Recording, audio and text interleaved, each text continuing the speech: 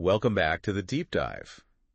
You know, a little while ago, we did a deep dive into Cole Porter's Kiss Me Kate and got into the whole, sometimes pretty thorny issue of revising classic shows. Right. We talked about authenticity and how these works aren't always set in stone, how they evolve. Exactly.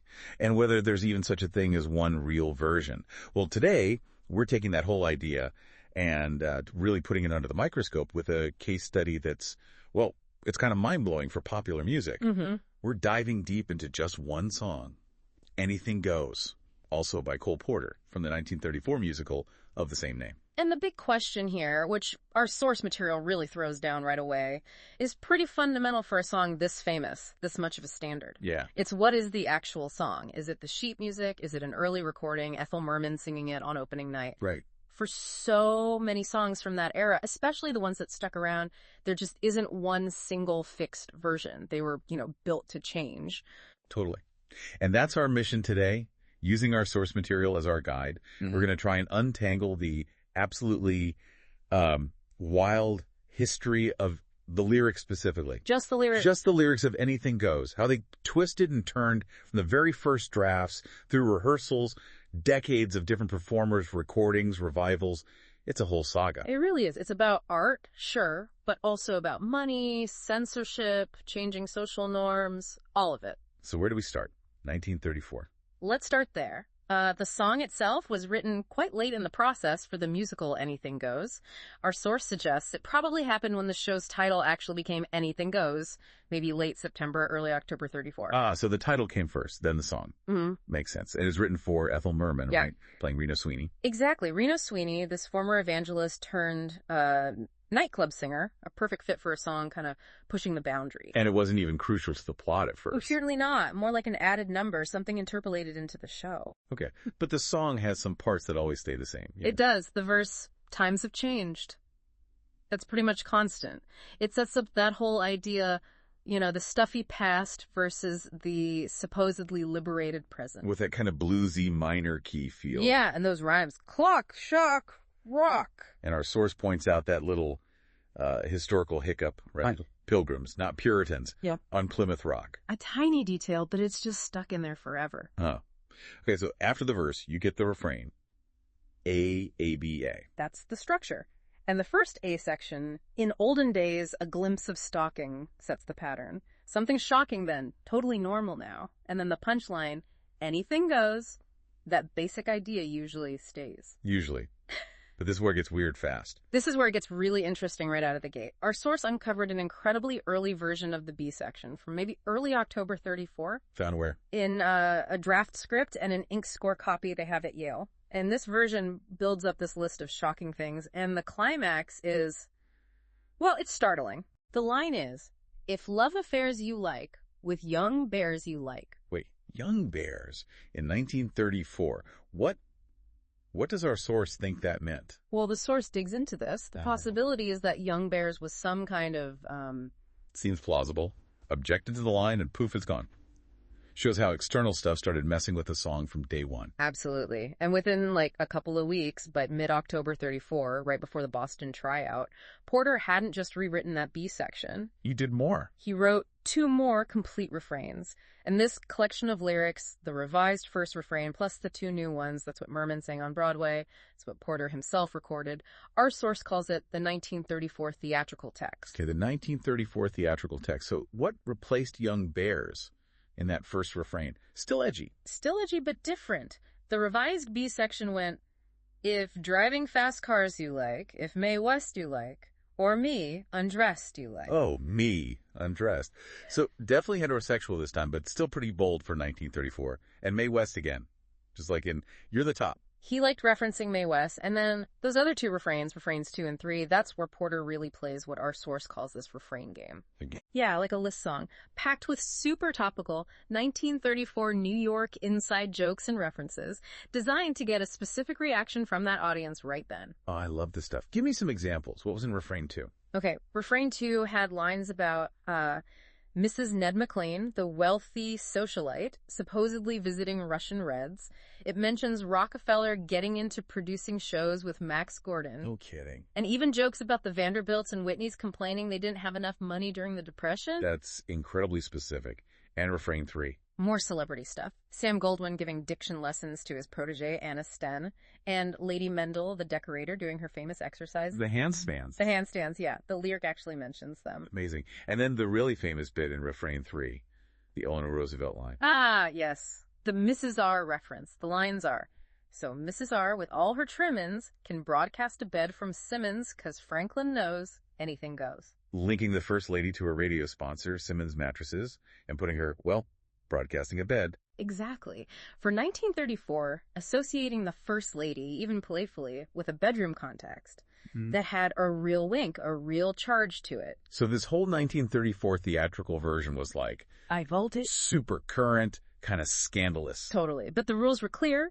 Keep the verse, keep the opening lines, hit the anything goes rhyme, fit the music, and load it with these cheeky, timely zingers. Brilliant. But you can see how quickly those references would fade. Yeah, totally perishable. Which must be why they needed something else, right? Yeah. For sheet music for other singers. Precisely. Even while the show was running, the need for a more, let's say, durable version became obvious. Something for commercial release that wasn't tied specifically to the show's plot points or those very current events. The first sheet music tried to kind of mush things together. Yeah, our source says the first Harm's sheet music from 34 was a bit clumsy, trying to combine bits, but it was soon replaced. Replaced by? Replaced by what our source labels the neutralized text. Porter probably wrote this version himself before the end of November 34. Neutralize. Okay, Yeah. Why neutralize it?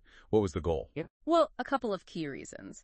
First, toning down anything potentially offensive, like, but now, God knows, became the softer, now heaven knows. Sometimes you hear Lord knows on early records. Okay, less blasphemous. Right. And second, much more importantly, stripping out those really specific references that would date it instantly, especially that whole Mrs. R verse.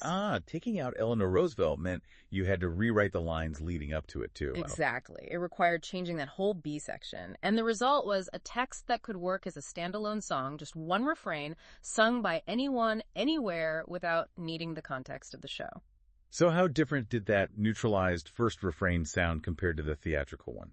Oh, pretty different. That whole Mae West me undressed section, gone. Replaced with lines that are, frankly, much more generic. Like, the world has gone mad today and good's bad today, when most guys today, that women prize today, are just silly gigolos. Silly gigolos. Okay, definitely less punchy. And interestingly, our source notes that the line, the world has gone mad today, was actually lifted from the second theatrical refrain. So if you tried to sing multiple neutralized refrains, it could get a bit repetitive. Huh.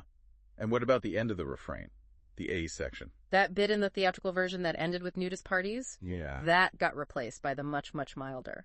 So though I'm not a great romancer, I know that I'm bound to answer when you propose. Wow. Nudist parties become marriage proposals. Mae West becomes silly gigolos. Our source calls that deflationary. And yeah, I can see why. Takes the spice right out. It really does. It's less witty, less daring. But, as the source points out, it was a smart commercial move, essential, really, for the song to have a life beyond Broadway. And it actually fit better in the show's finale, too. Yeah, in the finale Ultima Reprise, when everything's wrapping up happily with marriages, this less naughty version actually made more sense plot-wise. So it's fascinating. By the end of 1934, you essentially have two official versions of Anything Goes floating around. Pretty much. Two different things, as our source puts it.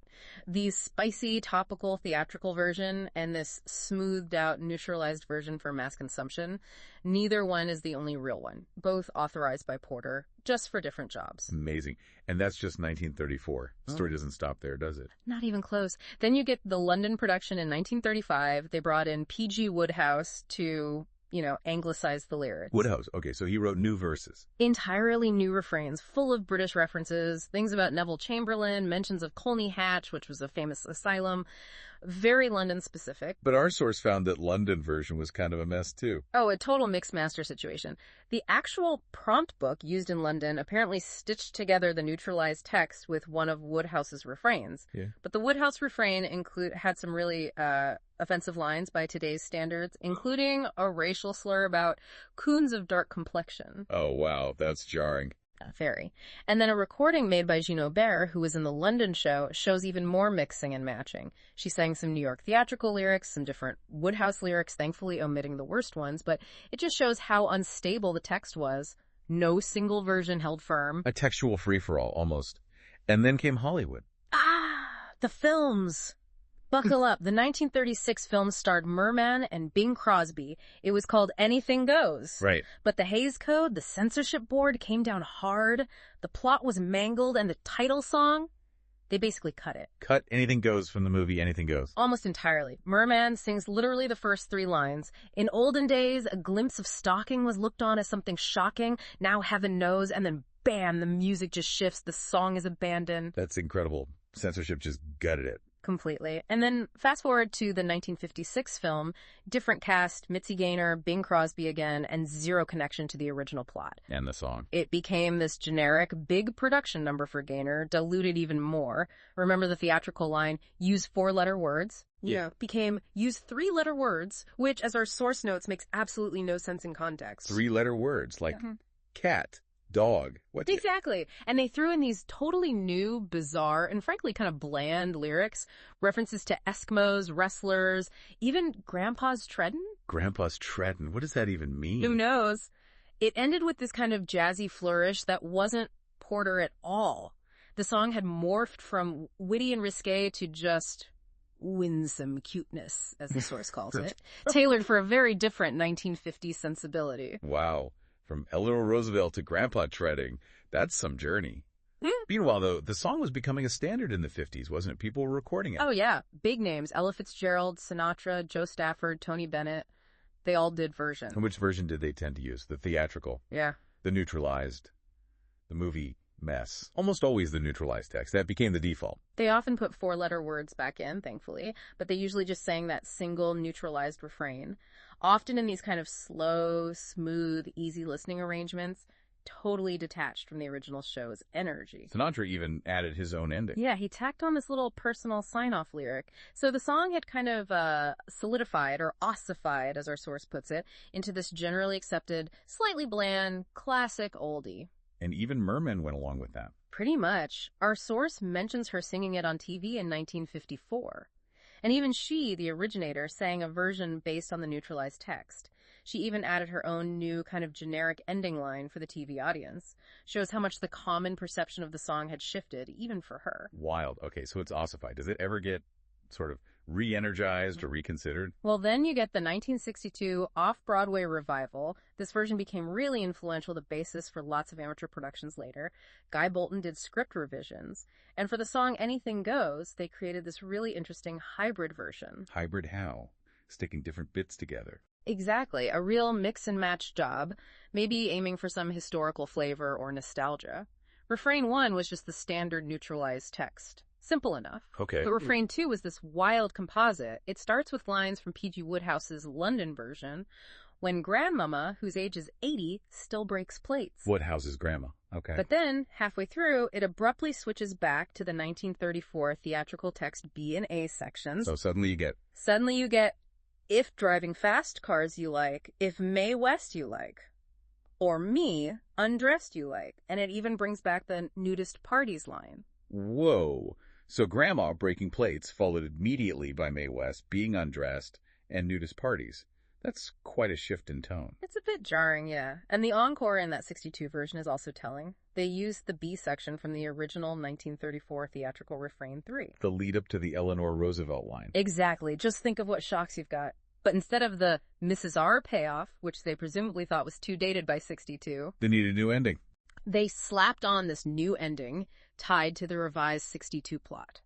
And our source calls the replacement line astonishingly lame. How lame are we talking? The punchline became, they think he's gangster number 1. And that goes to show anything goes. Gangster number 1. Mm-hmm. Oof.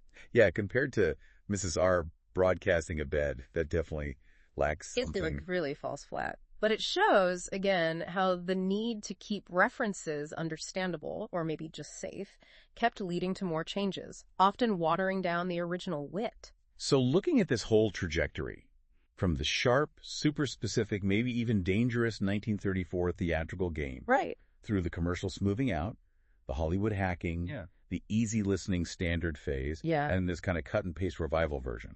What does it all mean for the song itself? Well, our source really circles back to this idea that the song isn't one single thing. It's not a fixed text. It's more like a template, a schema, the source calls it. A schema, like a framework. Yeah, a set of rules or a game that just keeps inviting new lyrics, new interpretations. It's proven incredibly elastic, constantly adapting to who's singing it, when, where, under what censorship rules for what market. And thinking about that journey, I mean, you definitely lose something, right? That original 1934 bite, Yeah. the specificity, the sheer nerve of some of those lines. For sure, a lot of that gets lost or diluted. But what's gained? Well, incredible staying power. Decades and decades of relevance, becoming part of the cultural wallpaper. It's like a case study in how popular art survives by negotiating between the creator, the audience, the censors, the marketplace. Absolutely. When you trace those lyrics from young bears getting instantly axed to nudist parties having a brief moment, then silly gigolos taking over, morphing into three-letter words, and bizarre stuff like Eskimos and Grandpa's treadin', and finally landing on Gangster #1. Yeah. It's just an incredible story for one piece of music. It really is. Which brings us back to that first question. Yeah. What is the real song? And for a song like this, one that endures by changing, maybe the real work, as our source suggests, isn't any single version you can point to. Maybe the real work is the entire history of the song. You mean all the versions combined? All the versions, plus the story of why they changed. The censorship, the localization, the commercial pressures, the revivals. That whole narrative might be the true essence of anything goes. That's a really interesting way to think about it. And it leaves you with a question, doesn't it? When we see these classic works constantly adapted, sometimes sanitized quite drastically, just so that they can survive and find new audiences, does that make them less authentic? Or does it just show us something fundamental about popular art, that it has to be alive, it has to change and adapt to its times if it wants to stick around? Maybe that constant changes its authenticity. Something to think about next time you hear any version of Anything Goes.